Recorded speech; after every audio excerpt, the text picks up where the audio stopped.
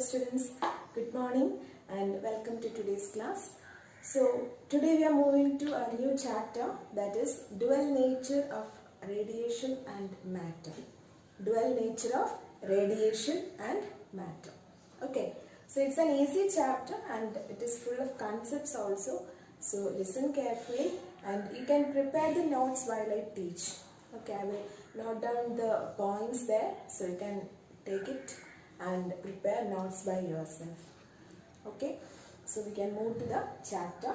The name of the chapter is dual nature of radiation and matter.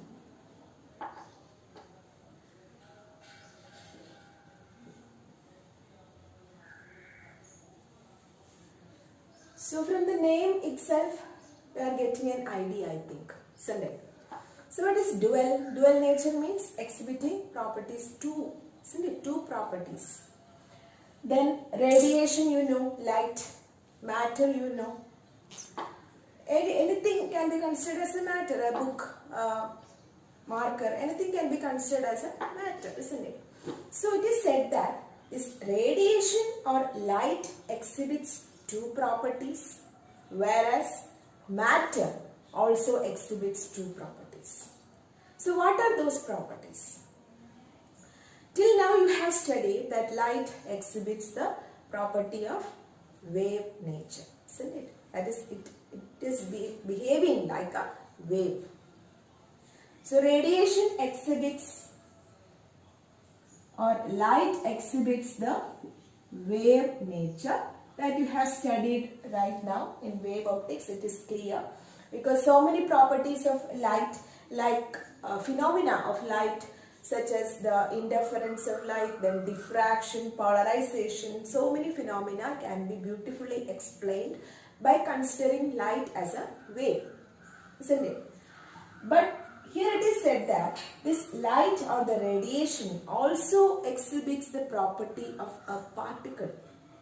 Okay, even though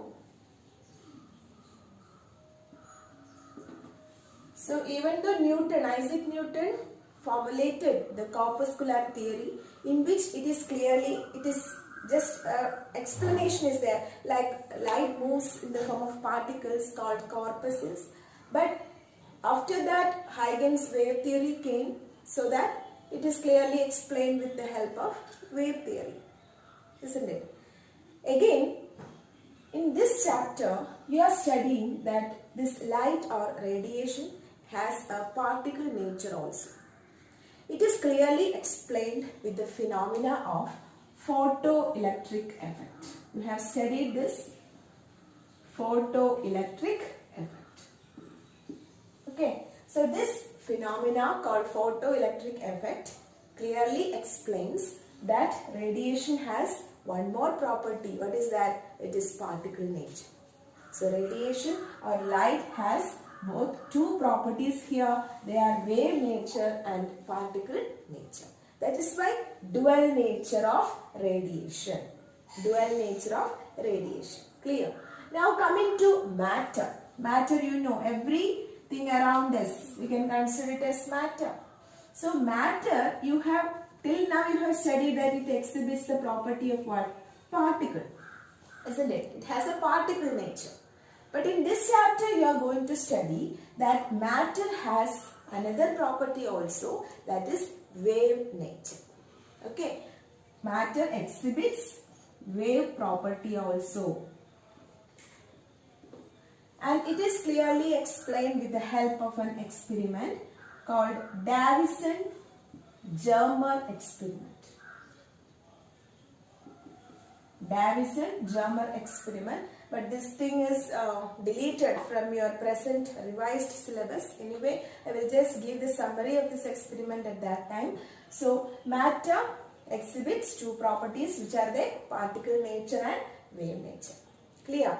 So, here actually what is doing is the study of electron diffraction. That is, electron, you know, it's a particle. You have studied that it is a particle. But electron is exhibiting the property of a wave.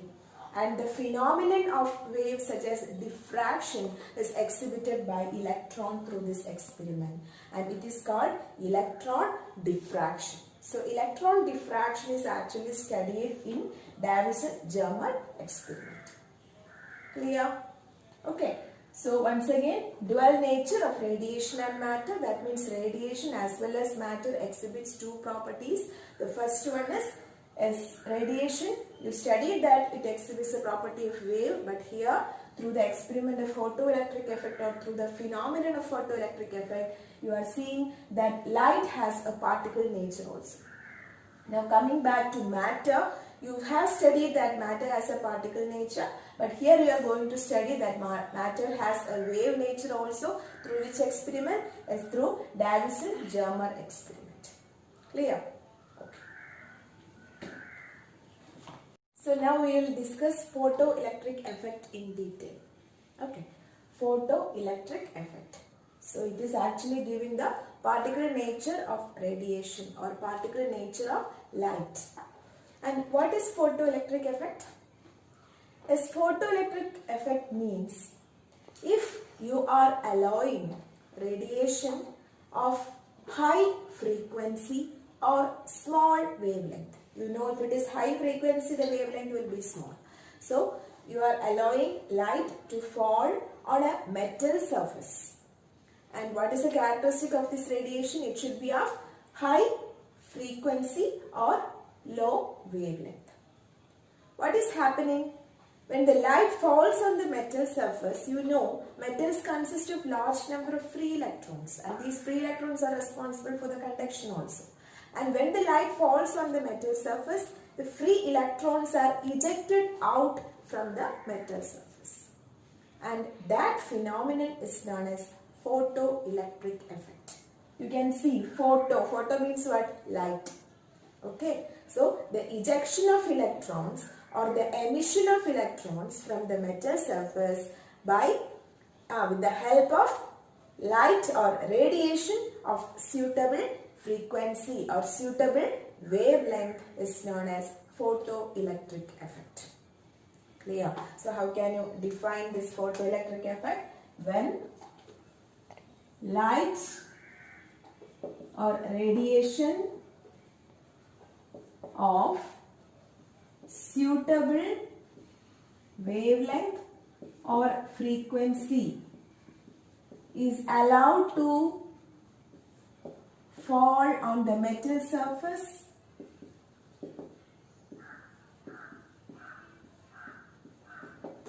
electrons are emitted from it. And this phenomenon is known as photoelectric effect. So you have a metal like this. So it consists of large number of free electrons. Okay. Now you are allowing the light to fall on this metal surface. So what will happen? As these electrons will be ejected out. The free electrons will be ejected out. Now you can see these are high frequency radiation or low wavelength radiation. When this high frequency radiation is allowed to fall here, electrons are ejected out from the metal surface.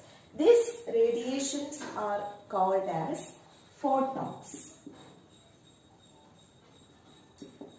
Okay, these high frequency radiations are known as photons. So again you can change this definition how? As when photons of suitable frequency are allowed to fall on a metal surface, electrons are ejected from the surface, and that phenomenon is known as photoelectric effect. Okay, now we will look this photoelectric effect into details. So we can study it by points. That will be easy for you.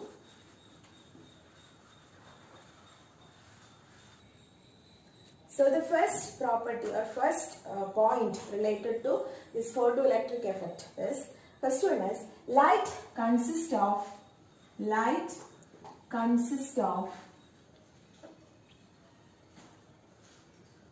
particles called photons. Light consists of particles called photons. We just now said it. And these photons are actually in the form of small energy packets. Okay. These photons are like small energy packets, which we call it as quanta. Okay. Quanta. Q-U-A-N-T-A. Or you can say quantum of radiation. Clear? So what is this quanta or quantum? It is a small energy packet. That is, the photons are actually coming towards the metal surface in the form of small energy packets. That is the first point. Okay. Now the second point is,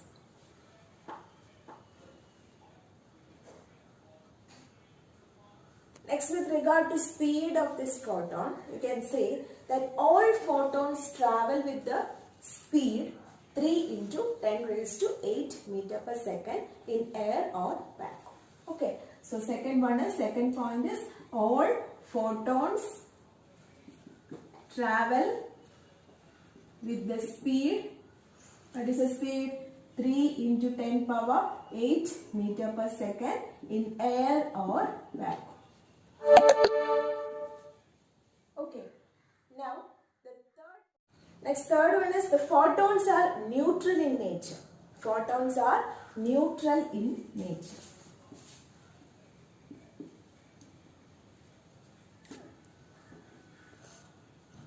Okay.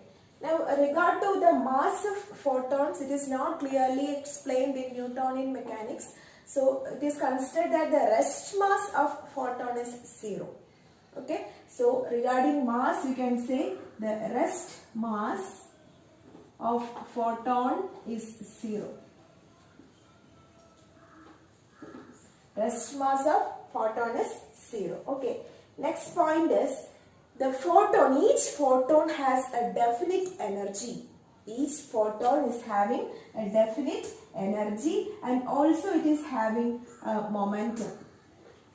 Each photon is having a definite energy and also momentum. Now the energy is given in terms of h nu, E equal to h nu, where nu is the frequency. Also you can write it as hc by lambda, where h is the Planck's constant, c is the speed of light in vacuum and lambda is the wavelength.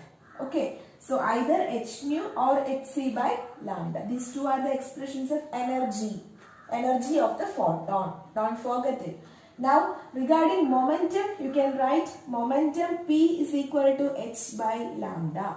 P is equal to h by lambda. So these are the two expressions for energy and momentum. Each photon is having a definite energy and a definite momentum, which is given by the expression E is equal to h nu and P equal to h by lambda.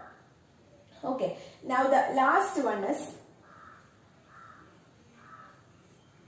the collisions. No, I told that in the metal surface, when these photons are coming and actually colliding with, and the collision of the system, that is when it comes then collides on the metal surface, electrons are ejecting out. So first it has a kinetic energy, then after that, after the collision, there is a kinetic energy. Also first it has a momentum, after the collision it has a momentum. So initial momentum, final momentum. Initial kinetic energy, final kinetic energy. These all are seen as equal. So what type of collision is that? As it is perfectly elastic collision. It is an assumption. So perfectly elastic collision.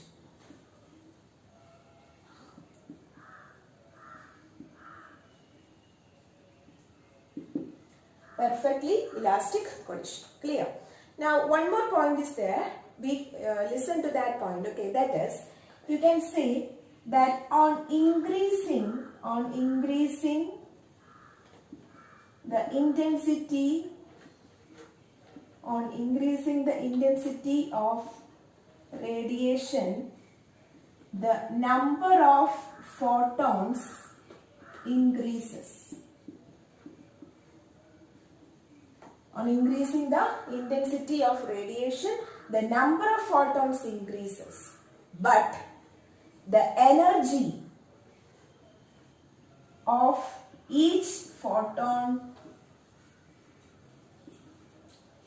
does not change. Clear?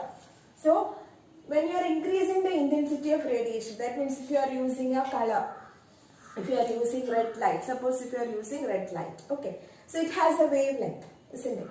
Now, the first one has a value like if you are using a bulb of 40 watts, 40 watts.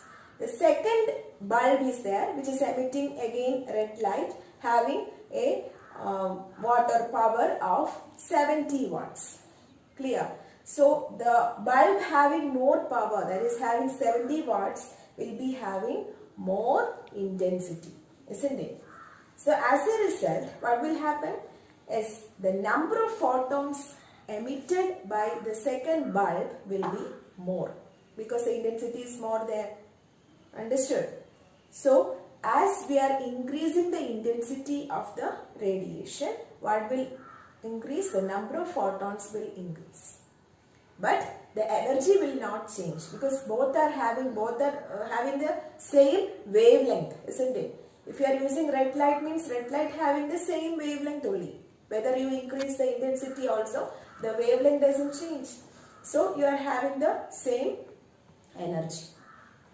Okay. So, that is the last point with respect to this photoelectric effect. Now, we have to study this one in detail with the help of an experiment that we are coming only. So, these are just the points related to this. So, once again, I told that photoelectric effect is the phenomenon of ejection of electrons from the metal surface when light of suitable frequency is allowed to fall on it. And each radiation or each light is called what? The light consists of particles called photons, or these photons are in the form of small packets of energy which we call as the energy packets or quanta of radiation. Okay. Now the second one is all photons travel with the speed 3 into 10 power 8 meter per second in air or vacuum.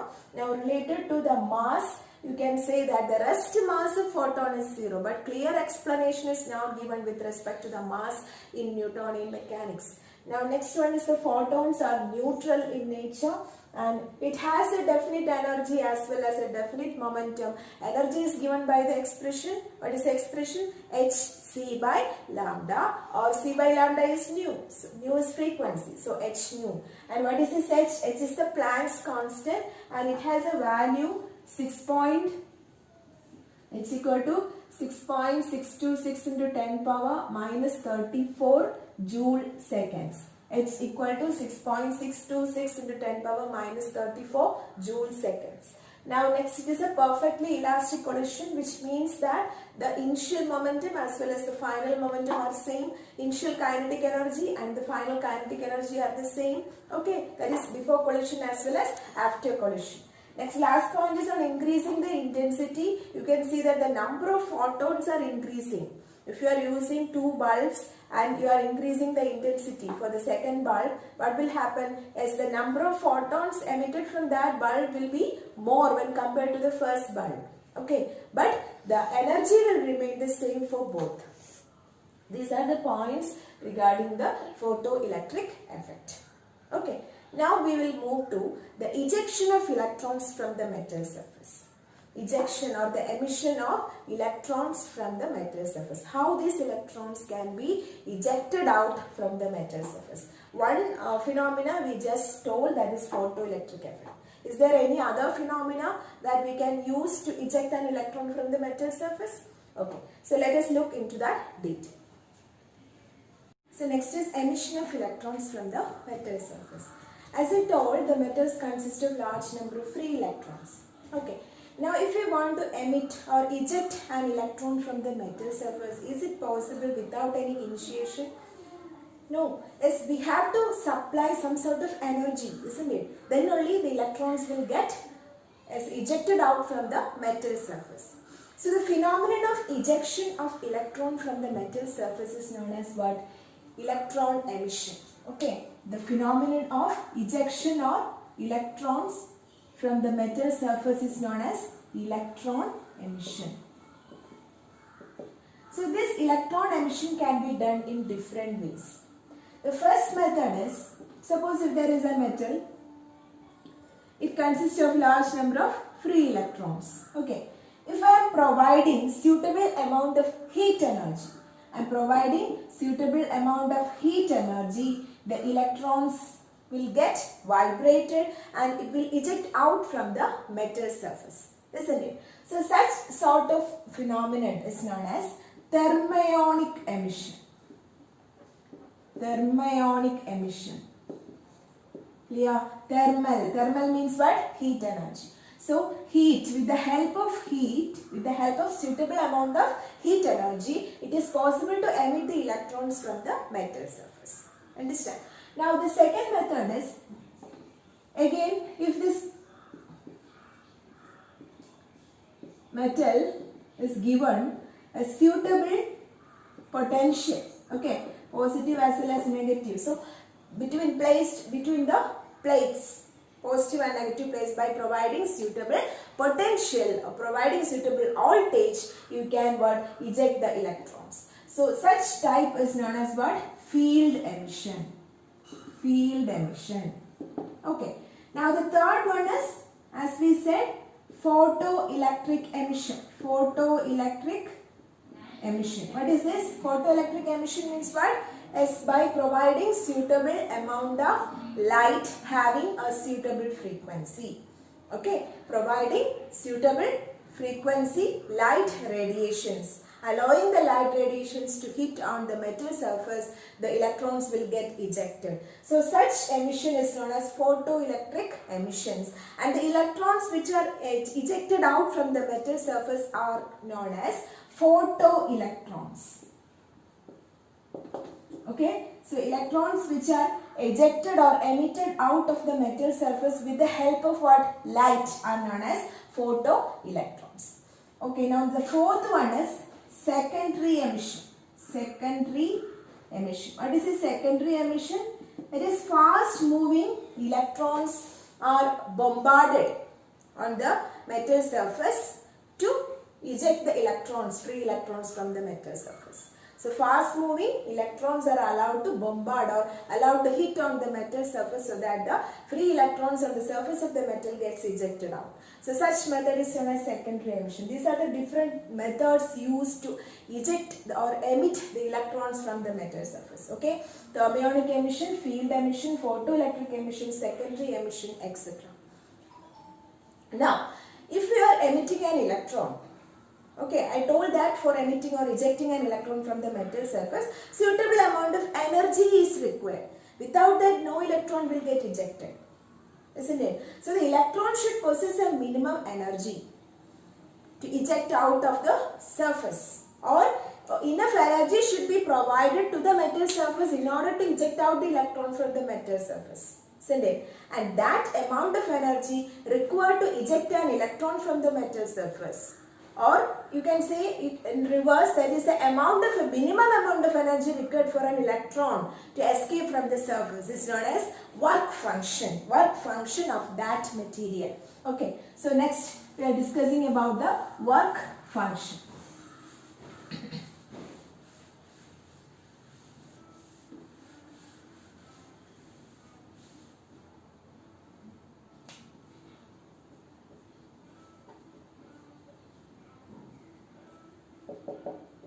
So how can you define work function? As it is the minimum amount of energy